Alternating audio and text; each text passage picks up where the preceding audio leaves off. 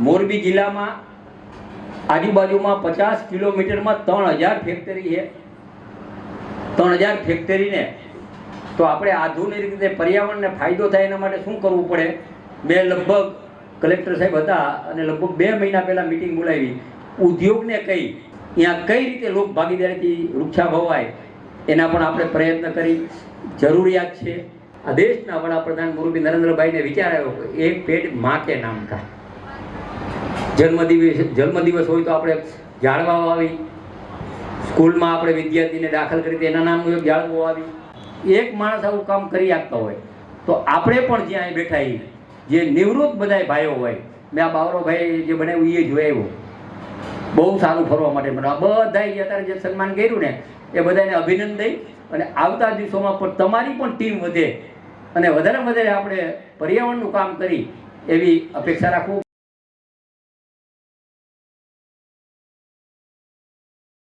મિત્રો, જિલ્લા કલેક્ટર તરીકે તો મારી નિમણૂક હમણાં જ થઈ છે, 3-1 મહિના થયા, બટ એના પહેલાં મારી નિમણૂક મહાનગરપાલિકાના કમિશનર તરીકે થયેલી હતી અને મારી નિમણૂક થઈ એના જસ્ટ 3 કે 4 દિવસમાં જ માનનીય મંત્રી શ્રી કાંતિભાઈ, જે ત્યારે ધારાસભ્ય શ્રી હતા, તેમની ઉપસ્થિતિમાં અમે સરદારબાગ મોરબીમાં છે એનું ખાતમુહૂર્ત જે તે વખતે કર્યું હતું અને ત્યાં લગભગ 150-200 જેટલા વૃક્ષોનું વાવેતર અમે તે વર્ષના ચોમાસામાં કર્યું હતું અને વિધિન 6 મંથ્સે ખૂબ સારું ઉદ્યાન તૈયાર થઈ ગયેલું હતું। આજે જેટલા બધા લોકોનું અમે સન્માન કર્યું એમનું પણ હું ખૂબ ખાસ આભારી છું, બિકોઝ આપ લોકો વગર જે પ્રયત્નો અમે કરી રહ્યા છીએ એનો કોઈ મતલબ નથી। તો ફરીથી આ બધાનું ખૂબ ખૂબ આભાર માનું છું। સાથે સાથે માનનીય મંત્રીશ્રી, જેમને પણ વૃક્ષારોપણ માટે ઘણા બધા પ્રયત્નો કર્યા છે, મોરબી પાંજરાપોળ હોય કે નજદીકમાં અત્યારે જે આપણે પ્લાન્ટેશન કર્યું છે ડેમના નજદીકની જમીનમાં, એ પણ ખરેખર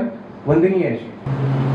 આપણી ભારતીય સંસ્કૃતિમાં વૃક્ષોને દેવતુલ્ય માનવામાં આવે છે। વૃક્ષ માત્ર લાકડું કે છાંયડો નથી, પરંતુ એ પૃથ્વી પર જીવ સૃષ્ટિનું અસ્તિત્વ ટકાવી રાખનાર પ્રાણવાયુ છે। વન મહોત્સવ આપણી કૃતજ્ઞતા વ્યક્ત કરવાનું, પર્યાવરણના સંરક્ષણનો અને જનજાગૃતિ ફેલાવવાનો મહા ઉત્સવ છે। આજે ગુજરાત સરકાર, સામાજિક વનીકરણ વિભાગ, સ્થાનિક સ્વરાજ્યની સંસ્થાઓ, શાળાઓ અને લોક ભાગીદારી દ્વારા સમગ્ર રાજ્ય સાથે આપણા રંગીલા અને ઔદ્યોગિક નગરી મોરબી જિલ્લામાં જિલ્લા સ્તરે આ પાવન ઉત્સવ ખૂબ જ ઉત્સાહભેર ઉજવાઈ રહ્યો છે। મોરબી જિલ્લો તેના ઉદ્યોગો અને પરિશ્રમી લોકો માટે જાણીતો છે। હવે સમય આવ્યો છે કે આપણે ઔદ્યોગિક વિકાસની સાથે પર્યાવરણનું સંતુલન પણ જાળવીએ। આ દિશામાં સામાજિક વનીકરણ વિભાગ દ્વારા જિલ્લામાં મોટા પાયે આયોજન હાથ ધરવામાં આવ્યું છે।